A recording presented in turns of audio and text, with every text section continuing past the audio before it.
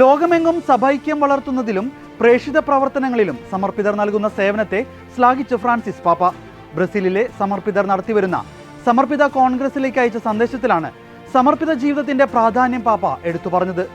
ഓരോ സമർപ്പിതയുടെയും സമർപ്പിതന്റെയും ജീവിതത്തിൽ സത്ഫലങ്ങൾ ഉളവാകാനായി ദൈവവിളി എന്ന ദാനം അനുദിനം സംരക്ഷിക്കപ്പെടുകയും വളർത്തപ്പെടുകയും ചെയ്യേണ്ടതുണ്ടെന്ന് പാപ്പ ഓർമ്മപ്പെടുത്തി. ഈയൊരർത്ഥത്തിൽ അന്ത്യാത്താഴവേളയിൽ യേശു നൽകിയ "നിങ്ങൾ എൻ്റെ സ്നേഹത്തിൽ നിലനിൽക്കുവിൻ" എന്ന കൽപ്പന ബ്രസീലിലെ ഇത്തവണത്തെ സമർപ്പിത കോൺഗ്രസിന്റെ പ്രമേയമായി എടുത്തതിൽ താൻ സന്തോഷിക്കുന്നുവെന്ന് പാപ്പ വ്യക്തമാക്കി. മെയ് ആദ്യം മുതൽ തെക്കൻ ഗാസ മുനമ്പിലേക്ക് സഹായം എത്തിക്കാൻ തങ്ങൾക്ക് കഴിഞ്ഞിട്ടില്ലെന്ന് കത്തോലിക്ക സന്നദ്ധ സംഘടനയായ കാത്തലിക് റിലീഫ് സർവീസസ്. പ്രദേശത്തെ വെയർഹൌസുകളിൽ ഇനി അവശ്യ സാധനങ്ങൾ ഇല്ലെന്ന് സംഘടന പറയുന്നു. മിക്ക സഹായങ്ങളും റാഫയിലൂടെ കടന്നുപോകുന്നു. ഇവിടുത്തെ സൈനിക പ്രവർത്തനങ്ങൾ കാരണം മെയ് ആദ്യം മുതൽ റാഫ ക്രോസിംഗ് അടച്ചിരിക്കുകയാണെന്നും ഇത് വലിയ പ്രതിസന്ധിയായി മാറിയിരിക്കുകയാണെന്നും സംഘടനയുടെ വക്താവ് മേഗൻ ഗിൽപർട്ട് EWTN പറഞ്ഞു.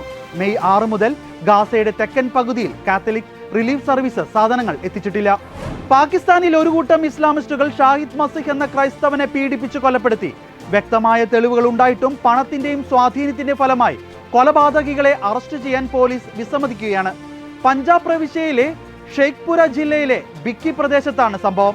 ഷാഹിദ് മസിഹിന്റെ വിധവയും അവരുടെ 6 കുട്ടികളുടെ അമ്മയുമായ സോണിയ ഷാഹിദാണ് പോലീസ് നടത്തുന്ന അനാസ്ഥയെക്കുറിച്ച് വെളിപ്പെടുത്തിയിരിക്കുന്നത്.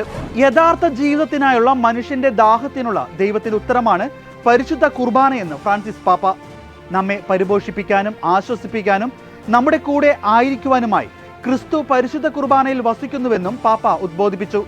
സമൂഹ മാധ്യമമായ എക്സിൽ ക്രിസ്തുവിന്റെ തിരുശരീര രക്തങ്ങളുടെ തിരുനാളുമായി ബന്ധപ്പെട്ട് മെയ് 30 വ്യാഴാഴ്ച നൽകിയ സന്ദേശത്തിലൂടെയാണ് പരിശുദ്ധ കുർബാനയിലുള്ള ദൈവത്തിന്റെ സാന്നിധ്യം സംബന്ധിച്ച് പാപ്പ എഴുതിയത്.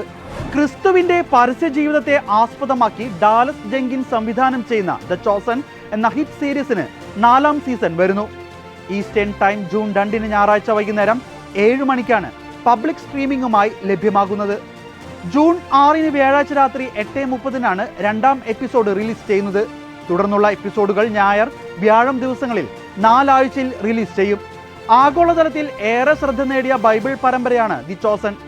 ഓരോ പരമ്പരയ്ക്കും ലോകമെമ്പാടുമായി ലക്ഷക്കണക്കിന് പ്രേക്ഷകരാണ് കാഴ്ചക്കാരായിട്ടുള്ളത്.